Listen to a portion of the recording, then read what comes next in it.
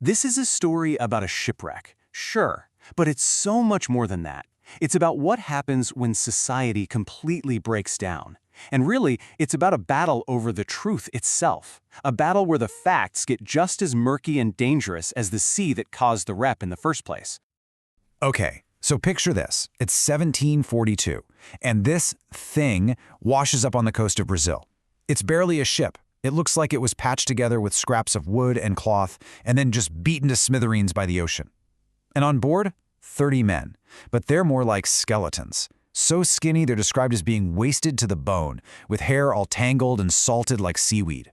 These guys, they're the survivors of a British warship, His Majesty's ship, the Wager. But, and this is where the story gets really wild, this was only half the story.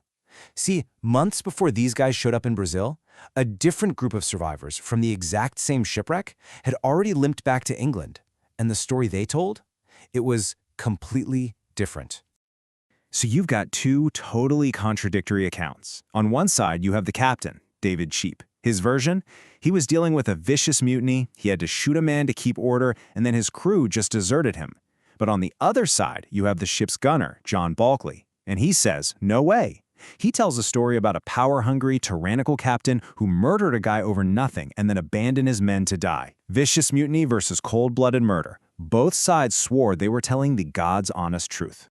Two factions, two completely different truths. So what really happened on board His Majesty's ship, the Wager? All right, to even begin to untangle this, we got to rewind. We have to go back to the very beginning of the voyage, because as it turns out, this whole expedition was pretty much doomed from the start. The Wager was part of a secret military mission led by a guy named Commodore George Anson. And the goal? It was classic 18th century empire stuff. They were supposed to sail around the world, harass Spanish ships, and this was the big one, capture a legendary Spanish treasure galleon. We're talking a ship loaded with silver, worth millions and millions today. Basically, it was state-sanctioned piracy on a grand scale. But the crew they were given to pull this off? It was a recipe for absolute disaster.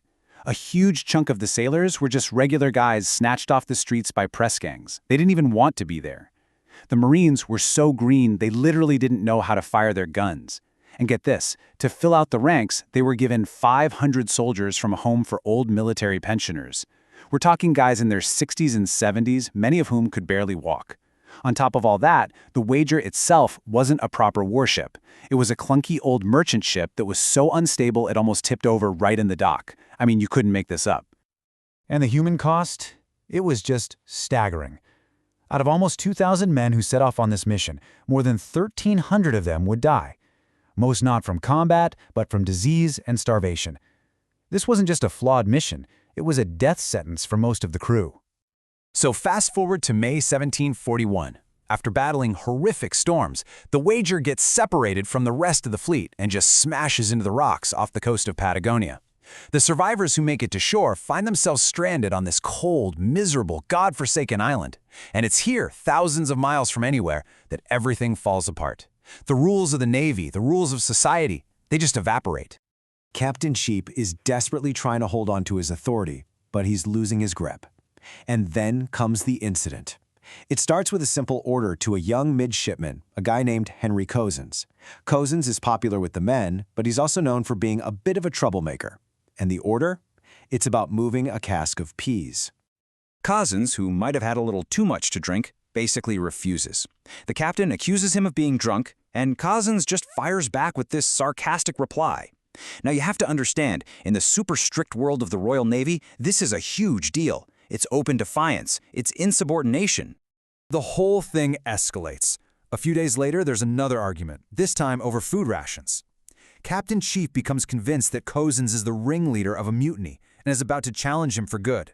So in the middle of this tense standoff, he pulls out his pistol and shoots Cozens right in the face. Cozens doesn't die right away. He hangs on for 10 agonizing days before he finally succumbs to the wound. And that gunshot, that was the breaking point, the moment the castaways split into two armed, hostile camps. For Captain Cheap, this was a justifiable act. He insisted he had just put down a mutiny and saved everyone. But for Gunner Bulkeley and his followers, this was straight-up murder. They saw a paranoid captain who had lost control and killed a man over a petty argument. From this moment on, there was no turning back. So now you've got these two factions, basically at war with each other on this remote island. The only thing they can agree on is that they have to get out of there, and the ways they decide to do it are both completely insane. Bulkeley's group, about 80 men, comes up with this audacious plan. It's one of the most incredible survival stories you'll ever hear. They take one of the ship's little longboats, literally saw it in half, and then build a bigger boat out of it right there on the beach. Then they get in this rickety, homemade vessel and sail south through the notoriously treacherous Strait of Magellan. It's a journey of thousands of miles, battling starvation, freezing storms, just an unbelievable feat of survival. Meanwhile, Captain Cheap and his 20 or so loyalists want nothing to do with that plan. They decide to head north in the other small boats. Their idea is to stick to the original mission, try to find a Spanish ship and capture it. I mean, both plans are beyond desperate, total long shots. And here's the crazy part. Against all odds, survivors from both groups actually make it back to England. And now, the fight moves from a desolate island to a British courtroom.